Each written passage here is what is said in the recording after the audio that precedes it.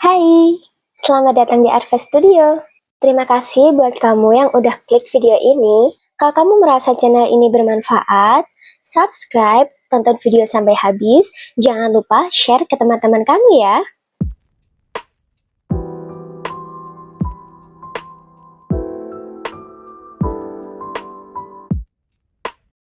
Mungkin kamu yang lagi nonton video ini lagi bingung karena baru pertama kali jadi anak kos. Jauh dari rumah karena mungkin harus kuliah atau bekerja.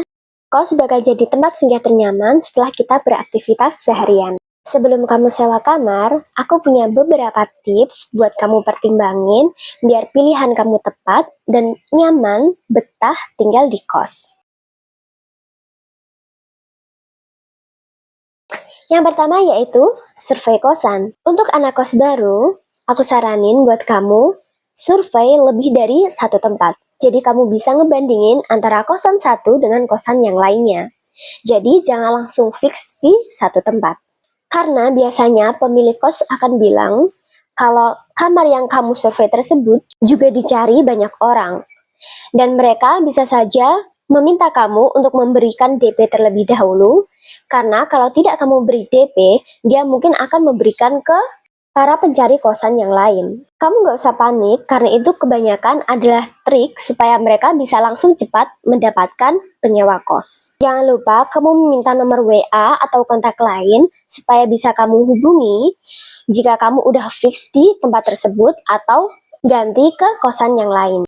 Ini juga buat jaga-jaga, semisal bulan depan kamu merasa tidak cocok dan kamu pengen mencari tempat kosan yang lain.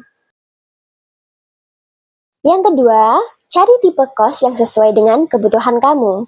Ada tipe kos yang single gender dan ada juga yang khusus rumah tangga atau bebas. Untuk kos single gender biasanya khusus untuk putra dan ada yang khusus untuk putri. Untuk kamu yang muslimah dan belum menikah, lebih baik cari yang kos khusus putri. Karena di sini kamu bisa menjaga diri dan menjaga privasi. Kalau kamu udah menikah dan berkeluarga, mungkin merantau bersama, lebih baik kamu cari kos yang rumah tangga atau bebas. Karena di sini kamu bisa bebas dan tidak canggung ketika membawa tamu lawan jenis, terutama keluarga.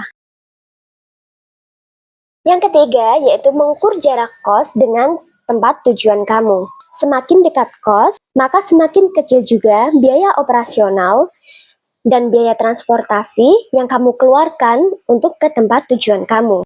Memang banyak kos yang jaraknya dekat, harganya jauh lebih mahal. Tapi jika kamu perhitungan, kamu bisa lebih menghemat untuk biaya transportasi, waktu, dan tenaga yang kamu habiskan untuk sampai di tempat tujuan kamu.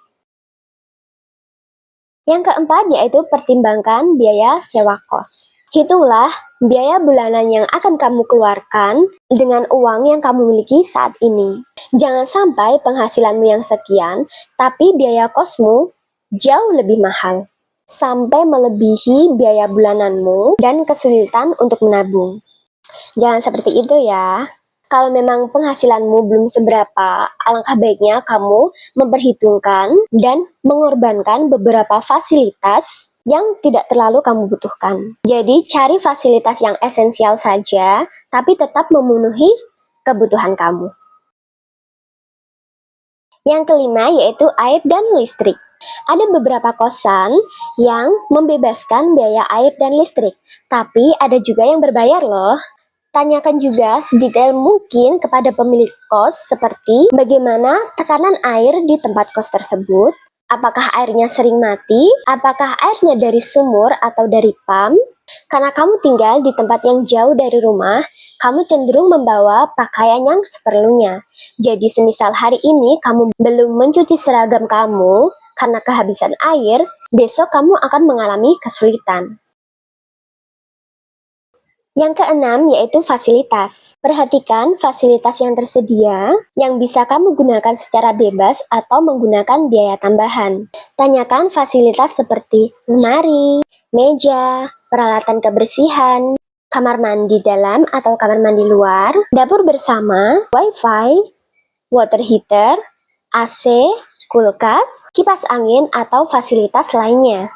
Kalau udah tersedia, kamu bakal dimudahkan karena kamu nggak perlu bawa barang tambahan untuk memenuhi kebutuhan kamu. Tapi kalau belum tersedia, kamu harus siapin sendiri barang-barang yang kamu rasa butuh.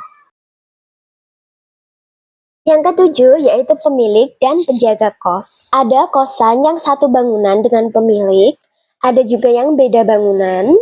Bahkan pemilik kos tidak tinggal di daerah tersebut, melainkan dialih kelolakan kepada penjaga kos. Ini sangat penting buat kamu pikirkan, karena untuk mengantisipasi jika ada keadaan darurat. Jadi nanti kamu bisa minta bantuan ke penjaga kos atau ke pemilik kos. Seperti ketika air keran mati, listrik mati, atau jaringan wifi bermasalah.